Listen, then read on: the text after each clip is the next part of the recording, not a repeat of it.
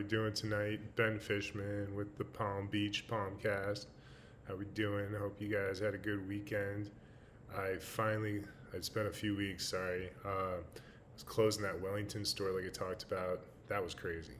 Did a ton of sales and like way above what I normally do every month. So that was a good thing. Was working on that. Been real busy with that. Today was the final day. That was the store in Wellington, and that was there for like 12 years. And it was all good until, the nitty gritty people started coming in for like the real low dollar deals. But you got to take care of everyone. So we'll be moving. We already moved actually, and I'll be at this new store in Royal Palm Beach off Pioneer and 441. It's next to TJ Maxx and Michael's. So it's a bigger store, brand new. It's beautiful. So come see me at that location if you need a mattress or furniture or anything like that. But yeah, just a lot of work. So closing down a store, you're trying to get rid of stuff, but you're also not trying to lose. So you're trying to at least break even on things. And a lot of stuff we did good, but it was just really getting down to the nitty gritty.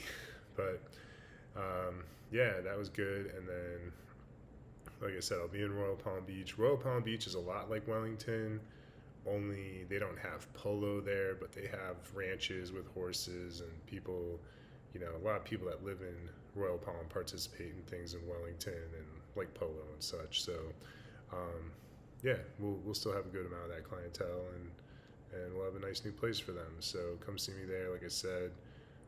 But yeah, then another reason I was busy, I did 2 shows back to back. First time I've ever done that, Dania Beach and then Palm Beach. And Dania Beach, I was in this place called Dania Point. I actually met my mom and my aunt there. And very cool area. They got a city place just like West Palm has. Well, now it's called the Square. But their city place, they got a 2J's, they got shopping, they got all kinds of nice stuff. And they have an improv theater there. So I played the improv and I had a great set.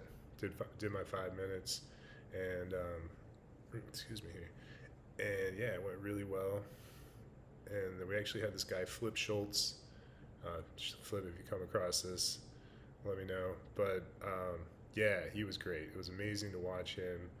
And it's one thing to watch the comedian, but to actually like be in comedy and talk to him about like actual comedy stuff, and not just to be like, hey, you're cool. It's really cool. It's very enlightening and it's motivating too. So I recommend, if you're trying to get into comedy or anything like that, just immerse yourself in it, because people say, how do you get into it? And I just kind of put myself there. I took classes, I did open mics, I made some friends, and I'm just going with that. And the rest is just how it works out.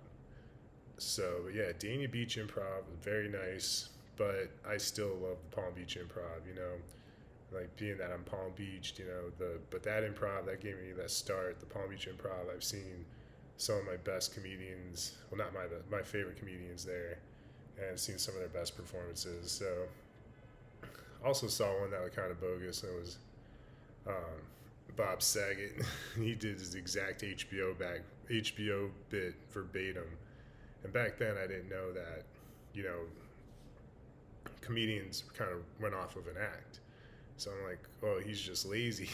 But it turns out that's what everyone does. So, when you see a lot of stuff on almost everything you see on TV and on your phone, all that stuff is staged. Most of those people are actors. So, don't get discouraged, because a lot of times you see this stuff, it's all BS.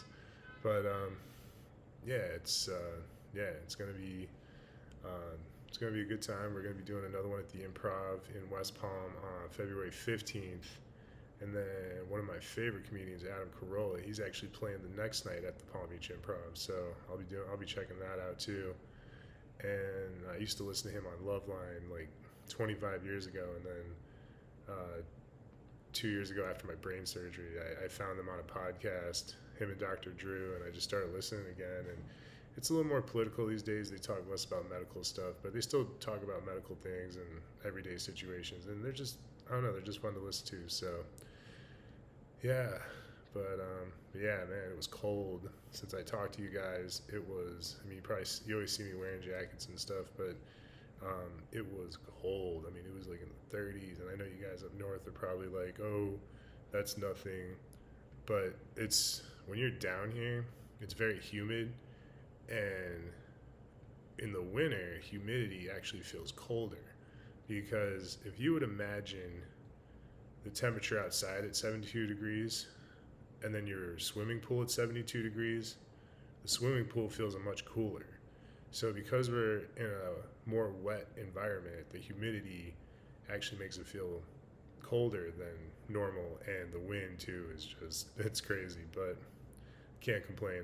It lasted a week, but we got through that. But one thing about Florida, especially Palm Beach, we have a ton of iguanas here.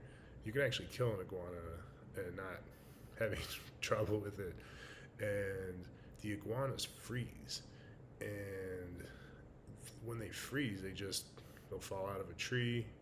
They'll just sit there, and a lot of people think they're dead, and they'll try to take them somewhere, put them somewhere. And once they thaw out, they're going to come back to life, and they're going to freak out because they're not going to know what's going on. So you see a very rigid iguana, just let it be. It'll warm up. They had to put a disclaimer out for that. So, but yeah, then I played golf for the first time this year. I did a lot since I talked to you guys last. Played golf for the first time and played at Palm Beach National with my man Dave Rush. We've been playing golf for over a decade together. Great guy. I've known him for a long time. And he's got a detailing card, auto detail. It's called Rush Group. Shout out to Rush Group, man. If you guys need anything, just check out Rush Group. But yeah, we played Palm Beach National. And if you're not familiar with Palm Beach National, I mean, I call it the Caddy Shack of Palm Beach. I mean, they got a guy driving around serving shots of Fireball. They got, I mean, it's a beautiful course. They got an island green. They got some big sand traps, some nice, just very nice, reasonably priced. But the place is a party. I mean, they've got a top golf style driving range. They have, I mean, it's not tiered up with layers, but it's just, it has all the computer stuff and everything like that. And they got field goals in the driving range. They got buckets they want you to hit into. I mean, they got music. You get there at the clubhouse, they're jamming, they're playing all kinds of good music. So if you want to golf and you don't want that country club feel, you want that Chevy Chase feel, Palm Beach National. And then shout out to Palm Beach National. Shout out to Mikey D, man, because before he managed that course, that place was, I mean, it wasn't in the best shape. A lot of courses down here weren't. And now it's beautiful, and I'm sure it was beautiful when it first opened. It just needed some work, so took care of that and played some golf. And then my other friend Ben will be another Ben. He's from Canada. We call him Canadian Ben. I might have him on the show, but he played with. He just got back in town from Canada, and he'll be playing too. So if you golf, Palm Beach County has some of the nicest courses I'd say in the country, but not only is there we have the most per, I don't know if it's capita or square mile, but we have so many golf courses here. It is insane. I mean, Dave and I have probably played, I don't know, every year we probably played 15, 20 different courses depending on how often we play. So we try not to play the same place all the time. So yeah, golf is just, it's doing really, doing what it does. I'm trying to get a little better. I slowed down my swing. I used to be very aggressive, and just trying to take it easy now. I don't want to swing it real hard and go crazy. And I learned from old guys is you just hit it nice, let it go straight, get a nice bogey, par maybe, and move on instead of trying to drive it to the green and then chip it on for a birdie or a par or whatever. So just something you learn. Golf's like that, constantly evolving, changing. So other than that, but yeah, things have warmed up now. I mean, it was crazy, but yeah, we also had Supercar Week.